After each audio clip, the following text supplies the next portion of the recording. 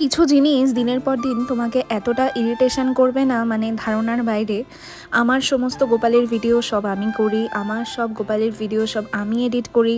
আমি বিভিন্ন মন্দিরে যাই, সমস্ত ভিডিও ক্যাপচার করি, এডিট করি, সেগুলোকে তোমাদের সাথে শেয়ার করি। এগুলোর পেছনে অনেক রকম পরিশ্রম থাকে। আর কিছু মানুষ সেগুলোকে এমন বাজেভাবে ইউটিলাইজ করে, আমার সমস্ত কিছু ডাউনলোড করে সব জায়গায় পোস্ট করে।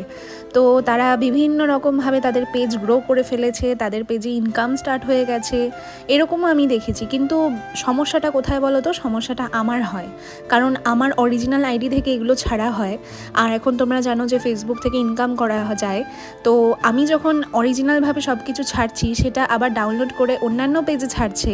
তো ফেসবুকে যারা, মানে ফেসবুক টিম কিন্তু বুঝতে পারে না যে অরিজিনাল কোন আইডিটা। তো এই সিচুয়েশানে দাঁড়িয়ে না, আমার সত্যি কথা বলতে আমার মাথা কাজ করে না যে আমি কী করব। কারণ দিনের শেষে আমার প্রচুর পরিমাণে এগুলোর পেছনে অনেক পরিশ্রম হয়, আর আমি অনেক ভালোবেসে এগুলো করি। আমি গোপালদের ভিডিও ছবি ছাড়তে ভীষণভাবে পছন্দ করি তোমাদের সাথে, তাই জন্যই আমি ছাড়ি।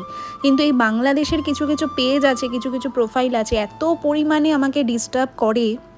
আমি এগুলো নিয়ে না খুব একটা কথা বলতে পছন্দ করি না, কিন্তু আমি কথা না বলেও পারি না। তাদেরকে হাইলাইট বা সিম্পাথি গেনও আমি দেখাতে চাই না, কিন্তু আমি ভীষণ পরিমাণে আমার মাথা গরম হয়। কারণ ফেসবুক টিমও এটা বুঝতে পারে না যে অরিজিনাল কার আইডিটা, যে কাকে মানে মনিটাইজ করবে। তো এটার জন্য আমার অনেক বাজেভাবে এফেক্ট পড়ে। আর তোমরা দেখো, পেজটা তোমাদের সাথে আমি শেয়ারও করলাম, কি পরিমাণে আমার সমস্ত ভিডিও ছবি শুরু করে সমস্ত কিছু পোস্ট করেছে।